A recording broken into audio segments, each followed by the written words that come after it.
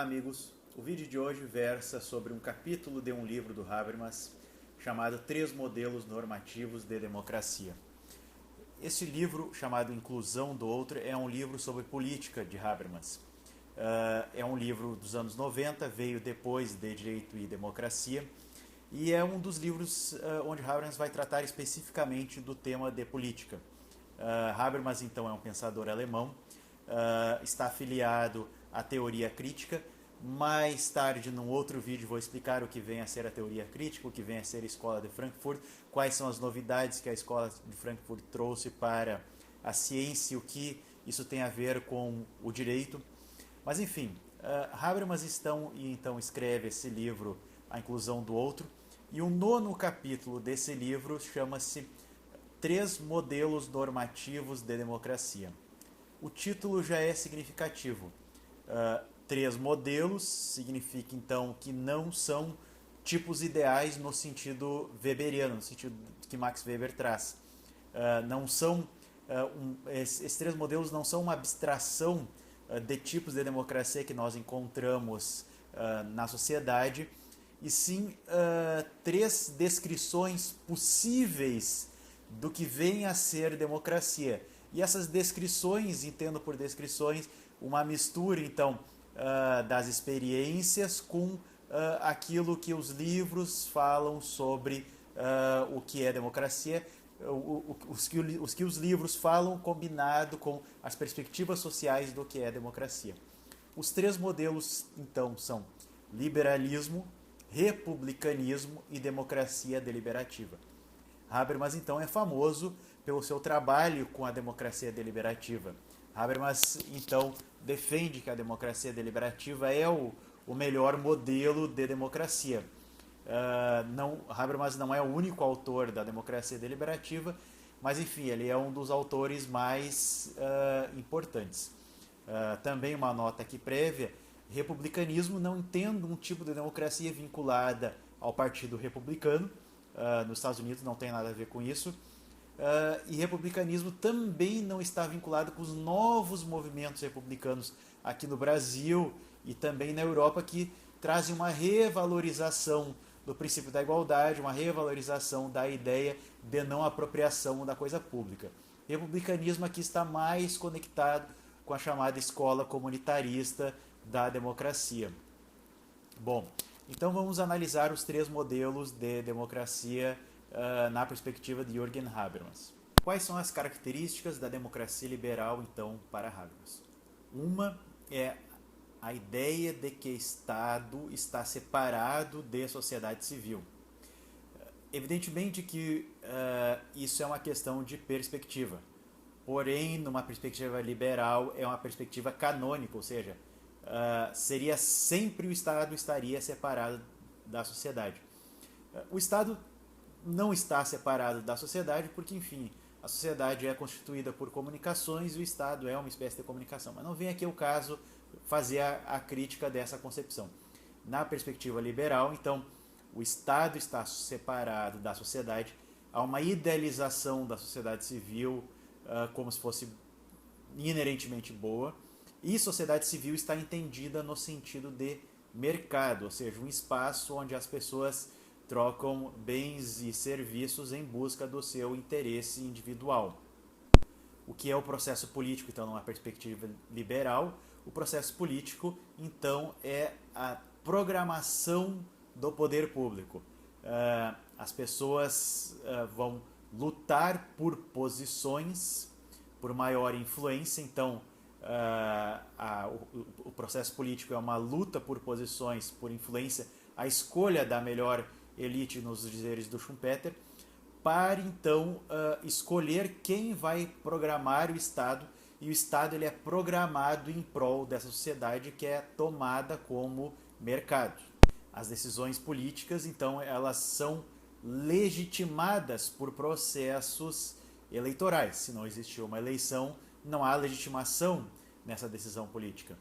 Os direitos fundamentais predominantes numa sociedade como essa são os direitos negativos, ou seja, aqueles direitos que preservam o interesse individual do cidadão perante o poder público. Esses direitos individuais geralmente são fundamentados de modo justnaturalista, ou seja, esses direitos fundamentais eles pré-existiriam ao poder público e ao processo democrático. Ou seja, antes de existir processo democrático, já existe esses direitos fundamentais. Varia a forma pela qual os direitos fundamentais são fundamentados, ou seja, ou é através de uma razão pura, ou é através de uma razão natural, não vem aqui ao caso. A perspectiva de felicidade e aquilo então que deve ser protegido pelo processo político é o meu projeto individual de vida. O que importa é a ideia de que cada pessoa possui projetos individuais diferentes de vida, e a ideia é programar a administração pública para que de algum modo compatibilize esses diferentes projetos individuais de vida. Então a questão sempre é uma perspectiva individual. Dentro do processo político, então, o argumento predominante vai ser o do interesse individual. Já que a finalidade da administração pública é tentar compatibilizar esses interesses individuais, então, dentro do processo político, aquilo que será defendido será, então, precisamente esse interesse individual. E esses interesses individuais eles já são canonizados, de certo modo, quando há a existência de direitos individuais que são percebidos como anteriores à constituição do político. Então, lembrando, o tipo de argumento que é trabalhado dentro do processo político liberal é o argumento de alto interesse ou o argumento pragmático no sentido que fala Habermas, ou seja, aquilo que interessa ao cidadão tomado individualmente para satisfazer o seu projeto individual de felicidade. Diferente é a perspectiva de democracia republicana. Na perspectiva da democracia republicana, não vai existir diferença entre sociedade civil e poder público. Há uma sinonímia, há uma simbiose entre a sociedade civil e poder público.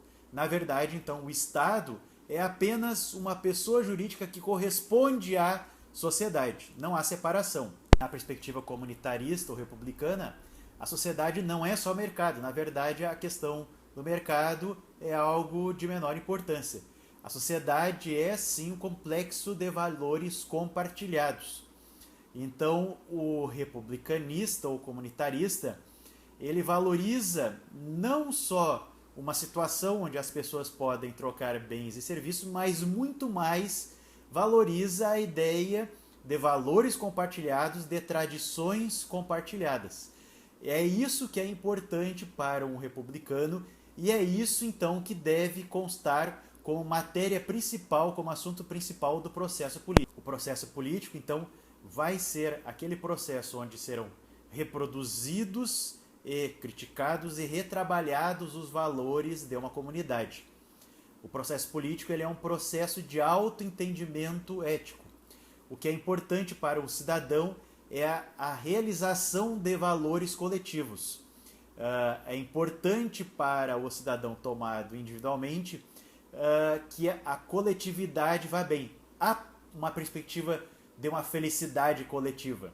De certo modo, então, o cidadão ele só vai se realizar, numa perspectiva republicana, dentro de uma sociedade. É impossível analisar alguém fora de uma sociedade. Uma pessoa ela apenas consegue constituir a sua identidade ao mesmo tempo em contraste com os demais e ao mesmo tempo em cooperação com os demais. Então, por isso que para um republicano, a sociedade ela é tão importante porque ela faz parte da formação de um sujeito. Não há sujeito não há sujeito individual senão dentro de uma comunidade. Por isso, então, que num processo político, na perspectiva normativa republicana, os argumentos éticos, na perspectiva do Habermas, então, são os mais importantes. Eticidade, na visão habermasiana, significa valores compartilhados por uma comunidade. Há determinados autores que estabelecem que valores compartilhados por uma comunidade seriam iguais aos mores, aos costumes. Então, isso seria moralidade. Na terminologia habermasiana, eticidade, então, teria esse sentido. A perspectiva republicana está preocupada com aquilo que é melhor para a comunidade. As decisões políticas, então, elas vão constituir a sociedade. As decisões políticas, elas possuem um caráter não só de legitimação, as decisões não serão apenas legitimadas pela política, mas sim a política vai servir para constituir a sociedade. A sociedade, como ela é produzida politicamente, então ela vai ter uma noção de política muito mais importante do que no liberalismo. Notem que a visão habermasiana de liberalismo e comunitarismo é bem semelhante àquele texto do Benjamin Constant da liberdade dos antigos comparado à liberdade dos modernos.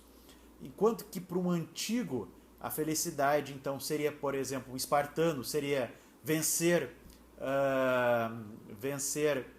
os atenienses, mesmo que individualmente o soldado morresse na guerra ou então ficasse gravemente ferido.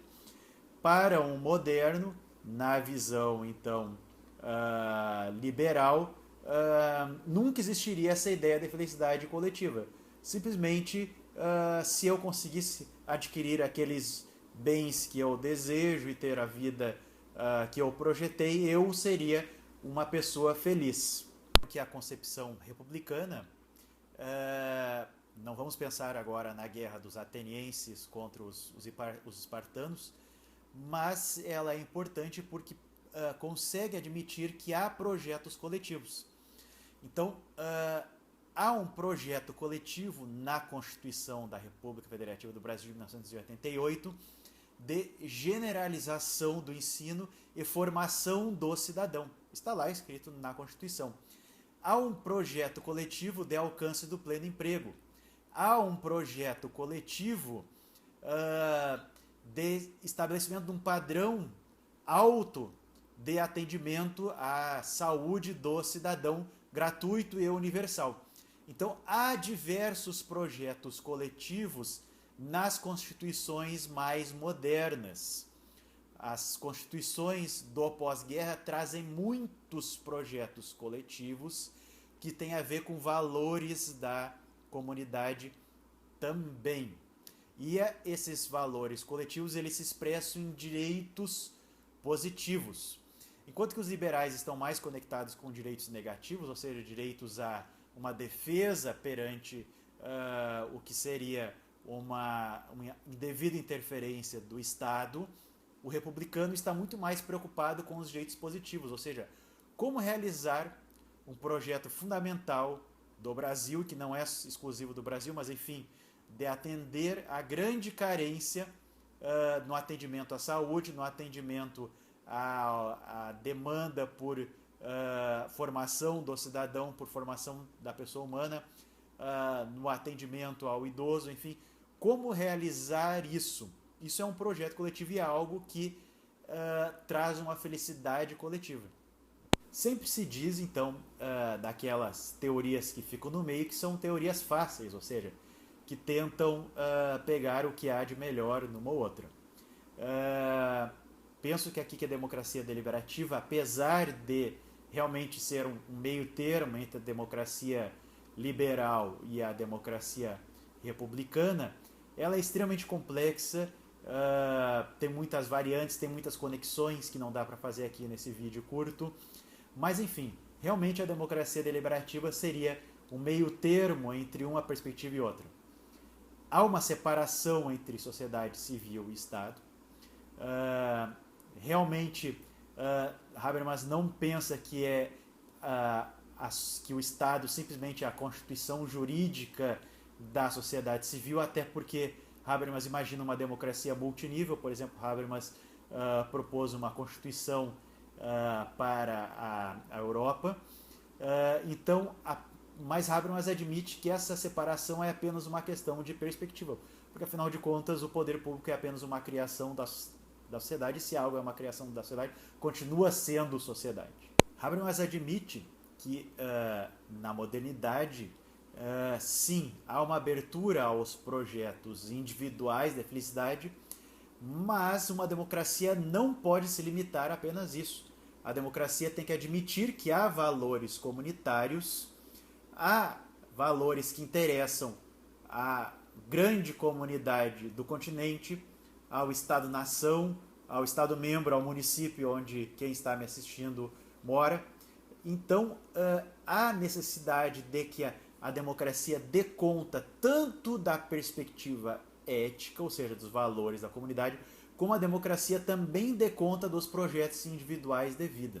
Acontece que Habermas, e isso está num outro livro seu, Consciência Moral e Agir Comunicativo, imagina que há um outro tipo de argumento também, e aí ele se baseia em Kant. Lembra que eu falei de um tipo de argumento predominante na democracia liberal, que é o do alto interesse ou pragmático, aquilo que interessa para a minha felicidade? E também um outro tipo de argumento dentro da perspectiva republicana, que é os argumentos éticos, aquilo que interessam para a minha comunidade, já não mais a minha felicidade individual. Habermas imagina que há um outro tipo de argumento, que é o argumento moral ou o argumento de justiça. O argumento moral, então, seria aquele universalizável, aquele que valeria para todos em todas as situações e em todos os tempos. Isso é mais do que o interesse individual e é mais do que o interesse da comunidade. Habermas, então, imagina que a política tem que ser um amálgama desses três argumentos. Então, por deliberação, nunca se entenda a ideia de democracia censitária, ou seja, fazer um censo, meramente uma entrevista, aquilo que as pessoas desejam, isso seria então a decisão certa a ser tomada. Habermas sempre fala em procedimento, e o procedimento tem a ver com troca discursiva, com troca de argumentos. Então, por deliberação, Habermas imagina processos comunicativos, ou seja, onde as pessoas trocam argumentos, e as pessoas vão então trabalhar esses três argumentos. Aquilo que seria melhor para todos os argumentos morais ou de justiça, aquilo que tem a ver com o interesse da comunidade, que seriam os argumentos éticos, e aquilo que tem a ver com o interesse individual. Então, fazer democracia seria tomar decisões racionais. Na democracia liberal, as decisões são meramente legitimadas pela democracia. Na democracia republicana, há um processo de constituição. A comunidade é constituída pela decisão política. Enquanto que na democracia deliberativa há um processo de racionalização. As decisões políticas são decisões racionais. E o que significa ser racional? Significa deliberar, significa trocar argumentos. Então, o indivíduo vai se desenvolver comunicativamente, assim como a comunidade. A decisão a ser tomada vai ser uma mistura de uma perspectiva moral, uma perspectiva ética e uma perspectiva individual. Evidentemente que no caso concreto, ou melhor, na deliberação, na lei, na medida, enfim, a ser tomada, pode-se ter uma maior predominância do argumento moral, pode-se ter uma maior predominância do argumento ético e pode-se ter uma maior predominância do argumento egoísta ou de auto-afirmação. Os direitos fundamentais, então, na perspectiva deliberativa, não são nem pré-políticos e nem dependem única e exclusivamente do processo político para existir. Os direitos fundamentais, eles existem, evidentemente, a partir de um processo político, mas eles existem enquanto meio de preservação do processo político e meio de preservação da felicidade.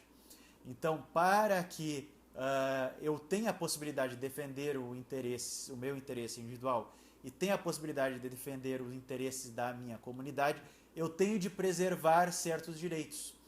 Então, os direitos fundamentais, eles são condições de possibilidade do processo político. E por isso que Habermas fala, então, em fundamentação cooriginária dos direitos fundamentais ao processo político. Eles não vêm nem antes e vêm depois. Eles são condições necessárias para que possa existir política. Então, em resumo, a democracia deliberativa, que é a democracia que o Habermas propõe como modelo ideal e que também é o modelo de democracia que eu também considero o ideal, muito embora eu tenha minhas simpatias à democracia republicana devido à ideia de projetos coletivos. É isso que a nossa comunidade precisa. Nós precisamos retomar os projetos coletivos que estão lá na Constituição de 1988, numa sociedade extremamente egoísta como é à brasileira, porém a democracia deliberativa coloca mais peso na necessidade de racionalização e na necessidade de nós prestarmos atenção aos processos de aprendizagem e principalmente na ideia de justiça.